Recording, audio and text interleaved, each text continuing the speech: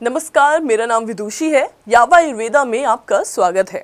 और आज इस वीडियो में हम बात करेंगे कि किडनी पेशेंट्स को अपने खाने पीने में किन किन चीज़ों का ध्यान रखना चाहिए।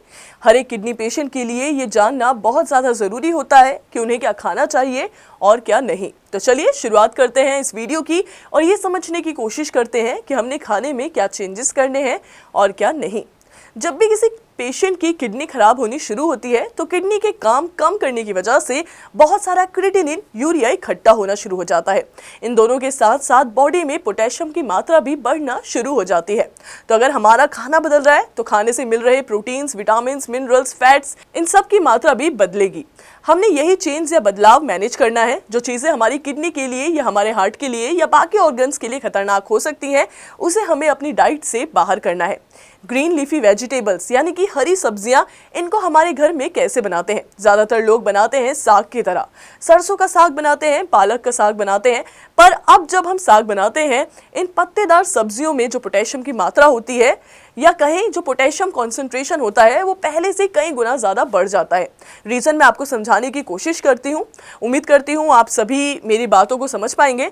जब हमने पालक के कुछ पत्ते लिए तो पोटेशियम कम था, और जब हमने बहुत सारी पालक ली, उसे बॉईल किया तो पालक की मात्रा कम हो जाती है क्योंकि उसमें पोटेशियम कॉन्सेंट्रेट हो जाता है। और जब हम पालक को पका लेते हैं तो पालक की मात्रा और कम हो जाती है क्योंकि पालक कंडेंस हो जाता है। और इस कंडेंसेशन से क्या होता है, पोटेशियम का कॉन्सेंट्रेशन बहुत ज़्यादा हो जाता है साग के अंदर। तो पालक हो, मेथी हो, सबके साथ सेम कहानी है। हमें क्या करना है, हमने साग के फॉर्म में इन सब्जियों को नहीं खाना है। हम जब तक साग नहीं बनाएंगे तब तक उनके अंदर जो पोटेशियम है आपको परेशानी नहीं देगा। आलू में पोटेशियम ज़्यादा होता है, इसलिए आलू हम ऐड नहीं करेंगे। इसकी जगह हमने गाजर ऐड कर दिया। मेथी गाजर खा सकते हैं, मगर मेथी का साग नहीं खा सकते। मेथी की रोटी खा सकते हैं, पर सिर्फ मेथी की सब्जी हम नहीं खा सकते। इसी तरह से बथुए की रोटी आप खा सकते हैं, पर बथुए का साग नहीं खा सकते हैं। तो इन छोटी छोटी चीज़ों का ध्यान रखेंगे तो कम से कम हमारी बॉडी में पोटेशियम लेवल्स नहीं बढ़ेंगे। और अगर पोटेशियम लेवल नहीं बढ़ेंगे तो हमें पोटेशियम के लिए दवाई भी नहीं लेनी पड़ेगी, और पोटेशियम से होने वाली जो कॉम्प्लिकेशन है उससे भी हम बचे रहेंगे। अब बहुत सारे लोगों को नहीं पता होता है कि पोटेशियम जब बॉडी में बढ़ जाता है तो कॉम्प्लिकेशंस को कैसे पैदा करता है। मैं आपको बहुत इजी वे में बताती हूँ कि जो पोटेशियम है वो हमारी मसल्स को पावर देता है काम करने की।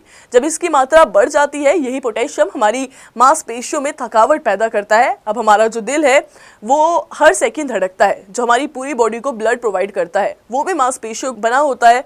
तो अगर पोटेशियम की मात्रा बढ़ेगी, हमारा दिल थक जाएगा, और अगर दिल ने काम करना बंद कर दिया तो सडन डेथ हो जाएगी। तो इसी वजह से अगर आपको पोटेशियम का लेवल 7+ है तो डायलिसिस बोला जाता है कि इमरजेंसी बेसिस में डायलिसिस करवाओ। अब ऐसी पोटेशियम को ठीक रखने के लिए जो मैंने आपको बताया कि साग नहीं खाना है, सब्जियां खानी है, बट साग बिल्कुल नहीं खाना है। इसी तरह से जो चटनी होती है, जैसे पुदीने की चटनी, धनिया की चटनी, जिसके अंदर नमक भी बहुत ज्यादा होता है, और हम इसे मिक्सी में ग्राइंड करते हैं, फिर वही सेम प्रॉब्लम आती है कि कॉन्सेंट्रेशन बढ़ जाता है। तो हमें नहीं खाना है ये सब। और किस चीज का ध्यान रखना है खाने के अंदर, वो है गुड़, जैगरी। गुड़ एक ऐसी चीज है जिसे हम मानते हैं कि हमारी बॉडी की सफाई करता है। बहुत पेशेंट्स आके पूछते हैं कि गुड़ खाने के तो फायदे होते हैं, हर जगह गुड़ के फायदे बताए जाते हैं, लेकिन गुड़ सबके लिए अच्छा नहीं होता है। ये आप जान लीजिए। जो लोग हेल्दी हैं वो गुड़ खाएं, कोई परेशानी नहीं है, मगर गुड़ एक किडनी फेलियर के पेशेंट नहीं खा सकता। रीजन वही, सेम पोटेशियम। अगर आप गुड़ खा रहे हैं तो पोटेशियम की मात्रा बढ़ जाती है ब्लड के अंदर, और ये हमारे लिए परेशानी पैदा करता है। फिर आपके माइंड में सवाल आ रहा होगा कि गुड़ में पोटेशियम कहाँ से आ गया। आंसर फिर आपको दोबारा बताने की कोशिश करती हूँ।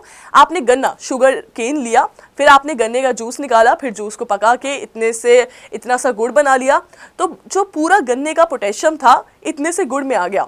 अगर आप गन्ना खाएंगे तो कुछ नहीं होगा, बट इतना सा गुड़ आप खा लेंगे तो पोटेशियम की मात्रा बढ़ सकती है। इसी वजह से आप सभी ने गुड़ का सेवन किसी भी फॉर्म में, गज्जक, रेवड़ी या फिर रोटी के साथ गुड़ खा रहे हैं, ये मत कीजिएगा। पोटेशियम का लेवल बढ़ेगा, परेशानी आप सभी को ही देखने को मिलेगी। तो ये सब तो फूड आइटम थे जिनको आपने अवॉइड करना है। अब बात करें आपकी फेवरेट चाय की, लेकिन ये चाय पत्ती से बनी नहीं है। ये चाय हमने बनानी है पुदीने से। पुदीने को आपने 1-2 पत्ते लेने हैं, उसे बॉईल करना है और आपकी चाय तैयार। इसे हम मिंट टी कहते हैं। तो इस टी के पोटेशियम की मात्रा आपकी नहीं बढ़ेगी, ये पक्का है। तो आप मिंट टी पी सकते हैं। बाकी चाय, कॉफी, कहवा, हॉट चॉकलेट जैसी चीजों से आपने पूरी तरह से दूर रहना है, क्योंकि ये आपकी बॉडी में जाके आपके मेटाबॉलिज्म को चेंज कर देता है। आपकी बॉडी में जो बाइकार्बोनेट आयंस होते हैं वो बढ़ नहीं पाते हैं और कॉम्प्लिकेशन बढ़ती चली जाती है। क्रिएटिनिन लेवल बढ़ता चला जाता है। तो इन सारी चीजों को आपने बिल्कुल इग्नोर नहीं करना है। और जितने भी नॉनवेज फूड आइटम्स हैं वो पूरी तरह से मना है किडनी पेशेंट को, तो मन में काबू रखेगा क्योंकि हेल्थ ज्यादा इंपॉर्टेंट है। वहीं आप एग्स खा सकते हैं, पर एग्स भी कंडीशनल है, यानी अगर आपकी बॉडी में प्रोटीन की मात्रा कम है तो आप एग्स ले सकते हैं, वो भी सिर्फ डॉक्टर के कहने पर। अपनी मर्जी से बिल्कुल नहीं लेना है। अगर आपकी बॉडी में प्रोटीन की मात्रा सही है तो आप किसी भी कीमत में नॉनवेज आइटम नहीं लेंगे। क्यों नहीं लेंगे? क्योंकि प्रोटीन ज्यादा इंटेक करेंगे तो क्रिएटिनिन क्रिएशन बॉडी में ज्यादा होगा और वो आपकी रिपोर्ट्स में भी नजर आएगा। आपको अपनी प्रोटीन की मात्रा को बहुत बैलेंस रखना होता है और प्रोटीन इंटेक भी हमारी बॉडी में होता रहे। इसलिए हम सारे पेशेंट्स को कहते हैं कि थोड़ी सी मात्रा में दूध, दालें आप लेते रहें। ये जो नॉनवेज फूड आइटम है इनके प्रोटीन कॉम्प्लेक्स होते हैं, तो जब बॉडी डाइजेस्ट करती है तो ये छोटे छोटे टुकड़े में बढ़ जाते हैं और इनसे बहुत ज्यादा वेस्ट मटेरियल निकलता है जो कि किडनी के थ्रू बाहर नहीं जा पाता, फिर ब्लड में इकट्ठा हो जाता है और फिर कॉम्प्लिकेशंस को पैदा करता है। इसी वजह से जितने भी नॉनवेज फूड आइटम्स होते हैं वो पूरी तरह से बंद रहना चाहिए। इस बात का आपको खास ध्यान रखना है। मैं उम्मीद करती हूँ इस वीडियो से आप काफ़ी कुछ समझे होंगे, आपने किन किन चीज़ों को खास करके ध्यान रखना है। फिर भी अगर आपके माइंड में किसी भी चीज़ का कोई भी डाउट है, कुछ भी पूछना चाहते हैं, क्रिएटिनिन कैसे कम करना है, कैसे अपनी कंडीशन को बेटर करना है, तो हमारे डॉक्टर्स की टीम हमेशा अवेलेबल रहती है। आप उनसे नीचे दिए गए नंबर पर कॉल कर सकते हैं। आप इसी के साथ अभी मैं आपसे विदा लेती हूँ। जल्दी मिलेंगे हमारी अगली वीडियो में ढेर सारी जानकारी के साथ। तब तक के लिए नमस्कार।